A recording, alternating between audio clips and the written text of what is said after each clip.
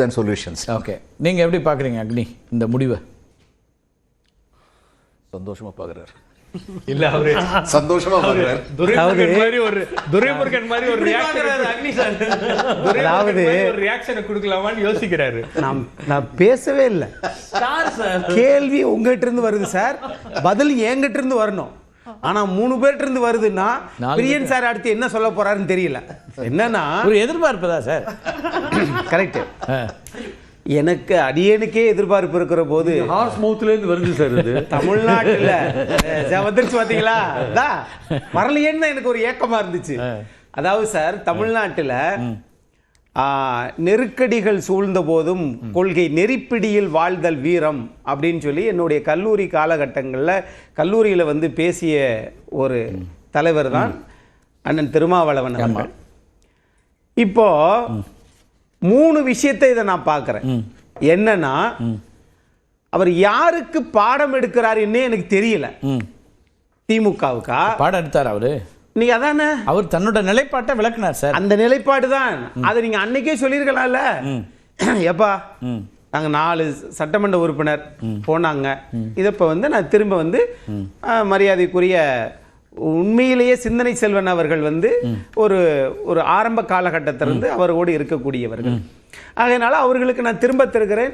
மீதி உள்ளவர்களுக்கு ஏன் மறு வாய்ப்பு வழங்கப்படவில்லை அப்படிங்கிறதுக்கு அது ஒரு விளக்கம் சொல்றாரு இன்னைக்கு. இல்ல அதை தான் கேட்குறேன். அந்த விளக்கம் என்னைக்கு கொடுத்துருக்கணும்?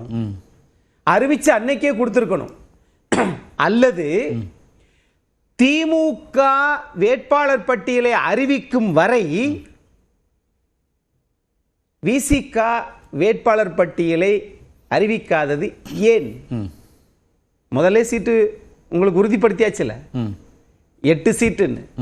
அப்ப அறிவிக்காததுக்கு ஏன்? என்ன அதுல என்ன காரணம் பார்க்குறீங்க?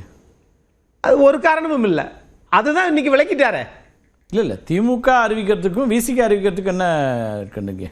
அதனால இவைகள் எல்லாமே அவருக்கு தெரியும். இப்ப அதிமுகவில் எத்தனை பேர் புதிய முகங்கள்? அது 45-50 பேர் வந்திருக்கிறாங்க. திமுகவில் ஒரு 60-60. அதுக்கெல்லாம் விளக்கம் கொடுத்தாங்களா? திமுகவில் விளக்கம் கொடுத்தாங்களா? அப்படி இல்லையே, புதியவர்களை அறிமுகப்படுத்துகிறோம்னு பெருமையாக தானே கட்சிகள் சொல்றாங்க. அதை நீங்களாம் வரவேற்கிறீங்க. புதிய முகங்களுக்கு வரவேற்பு, புதியவர்களுக்கான வாய்ப்பு கொடுக்குறாங்கன்னு எல்லாரும் விமர்சகர்கள் ஆரம்பித்து பத்திரிகையாளர்கள்லாம் பாராட்டுறீங்க. திருமாவளவன் அப்படி ஒரு முடிவு எடுத்தால் அது மட்டும் விமர்சனம் வைக்கிறீங்க சார்? எனக்கு புரியாத புதிராக இருக்குது சார். இந்த 6 எழுத்து போட்டு இதை கண்டுபிடிங்கள், உங்களுக்கு 48ஆம் பக்கத்தில் உங்களுக்கு விடை கிடைக்கும்னுவாங்க. அந்த மாதிரி என்னை யாரும் மிரட்ட முடியாது, என்னை யாரும் நிர்பந்திக்க முடியாது. உங்களை யாரும் நிர்பந்திச்சா? அதுக்கு விடை சொல்லுங்க, சொல்லணும்ல. ஏன் இந்த கால அவகாசம்? இப்போ எல்லாமே சமூக வலைதளங்களில் சாலமன் பாப்பே அவர்கள் ஐயா மாதிரி நிறைய பட்டிமன்றங்கள் நடத்திட்டாங்க. ஏன் இவங்க 3 பேத்துக்கு மட்டும் கொடுக்கல?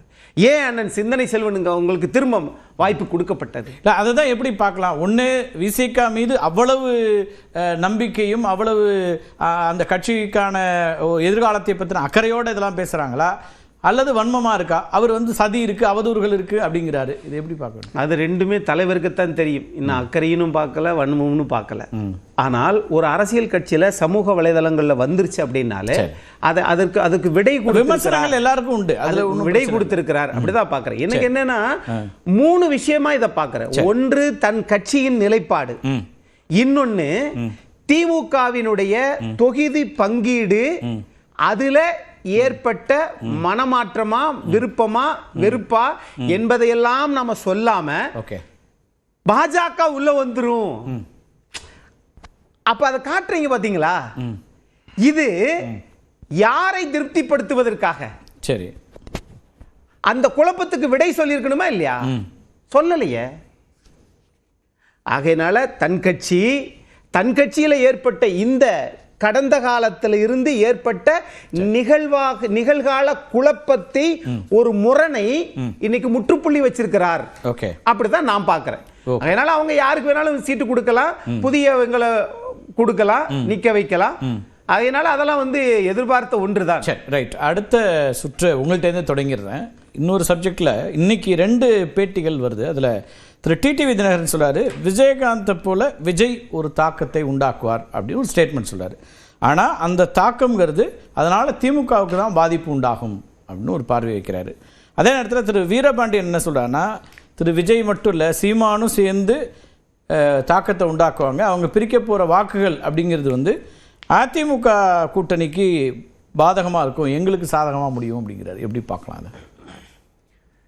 ரெண்டு பேரும் சமமான பார்வையை பார்க்குறாங்களா அப்படின்னு நம்ம பார்த்தோம்னா, 2026 சட்டமன்ற தேர்தல், மாநில தேர்தல் திமுகவுக்கும் அதிமுகவுக்கு தான் போட்டி. 2024 8.2% எடுத்த நாம் தமிழர் கட்சி. இப்போ அவங்க என்ன சொல்கிறாங்கன்னா, இப்போ எங்களுக்கும் திமுகவுக்கும் போட்டியா சொல்கிறார். 1%, 3%, 6% அப்படியே வந்து அது கட்சியோட தலைவருடைய நம்பிக்கை சார். திரு விஜய் சொல்றாருன்னா, நாங்க தான் இங்க போட்டி, நான் தான் பிரதானம்னு சொல்றாரு. நீங்க தான் சார் பிரதானம், அதுல எந்த மாற்றமும் இல்லை. ஆனா இதே பிரதானத்தை கொஞ்சம் தள்ளி நின்று 2029 நாங்க தான் இந்தியாவுக்கே பிரதமர் அப்படி சொல்லி ஐயா நரேந்திர மோடியோட போட்டி போட்டீங்கன்னு வச்சுக்கோங்களேன். இது தமிழ்நாடு ஒரு சின்ன மாநிலம். நீங்க ரொம்ப அண்டர் எஸ்டிமேட் பண்றீங்களா? ஒரு ஓவர் எஸ்டிமேட் பண்ணா அதை ஏத்துக்குறீங்களா சார்? எந்த தேர்தலின் அடிப்படையில் சார் நீங்க ஓவர் எஸ்டிமேட் பண்றீங்க? நான் தான் சொல்றேன், நாம் தமிழர் கட்சி 8.2% யாரு கூடயும் கூட்டணி வைக்காம இதுவரைக்கும் 2031 திரு சீமான் அவர்கள் நான் யாரோடையும் கூட்டணி இல்லப்பா அப்படிங்கிறாரு. எப்பா நான் பேசுற தமிழ் தேசியம் ஏத்துக்கிட்டா வா. ஆனா இது மாதிரி சில எல்லா கட்சிகளும் சில கருத்து வருது. எப்படி தெரியுமா? அப்பா 5 கோடியாமே, 2 கோடியாமே, 3 கோடியாமே, 10 கோடியாமே, இப்படி எல்லாம் இந்த பேச்சு வருதுல்ல. நாம் தமிழர் கட்சியில அந்த பேச்சு இதுவரைக்கும் நான் காது கேள்விப்படல. கேள்விப்பட்டு அதையும் சொல்லிடுவேன். ஆனால் என்னை பொறுத்த அளவுல தனியா நின்று ஒரு கொள்கையை பேசி 8.2 எடுத்திருக்கிறார்னா அவரு எனக்கும் திமுகவுக்கு தான் போட்டின்னு சொல்லிக்கிறாரா? நான் ஜனநாயக கடமை ஆற்றேன். சரி, ஆனா நீங்க அப்படி சொல்றீங்க அப்படின்னு சொன்னா இவர்கள் எல்லோரும் பேசுவது மக்கள் கைகள்ல தான் சார் இருக்குது. போட்டியிலே உங்களை வந்து கணக்கிலே இல்லைன்னு அவர் பேசுறது உங்களை ரொம்ப அதனாலதான் நீங்க என்ன ஸ்ட்ராட்டஜியா வைக்கிறாரு. என்ன வேணாலும் பேசலாம், நீங்க என்ன வேணாலும் பேசலாம். ஆனால் ஜனநாயகம் படத்துக்கு ஏன் நம்ம இன்னும் வாய் திறக்காம இருக்கிறோம்? சரி, ஆனா பத்திரிகையாளரை ஏன் இதுவரைக்கும் சந்திக்காம இருக்கிறோம்? எனக்கும் தமிழ்நாட்டில் இருக்க திமுகவுக்கு தான் போட்டின்னு சொன்னா எனக்கு 2 விஷயங்கள் இதுல வந்து இது பண்ணு. ஒண்ணு,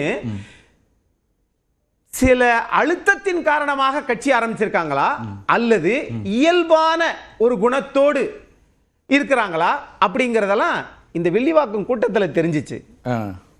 எப்படின்னா அவங்க கட்சியில காவல்துறை அந்த விசாரணையில் தெரிய வந்ததுல. ஆகையினால நீங்க யாரையும் வந்து மட்டப்படுத்தலாம். ஒண்ணுமே இல்ல, அவங்களாம் ஒண்ணுமே இல்ல. சரி, நீங்க என்னன்றது ஏதாவது எந்த தேர்தல் காட்டுது சொல்றாரு, ஒரு அவருக்கு ஒரு இம்பாக்ட் இருக்குங்கிறாரு. அந்த இம்பாக்ட் டிஎம்கேக்கு மைனஸ்ங்கறாரு. சார் நீங்க ஒரு விஷயம் சார், திமுகவுக்கு மைனஸ் ஆகும்னு சொல்லி அதை ரசிப்பவர்களும் உண்டு, அதிமுகவுக்கு தான் எல்லா வாக்குகள் போகும்னு ரசிப்பவர்களும் உண்டு. ஆனா உண்மையாகவே மக்கள் எதை ரசிக்கிறாங்க அப்படின்னு சொல்லி 2026 தேர்தல் தெரியும். ரைட் ஷபீர், ரொம்ப ஓவர் எஸ்டிமேட் பண்ணி பேசுறது அப்படிங்கிற தளத்திலேருந்து விஜயை பார்க்குறாரு அக்னீஸ்வரன். இப்போ இந்த ஸ்டேட்மெண்ட்ஸ் எப்படி பார்க்குறீங்க? இதில் என்ன ஃபேக்ட் இருக்குன்னு பார்க்குறீங்க?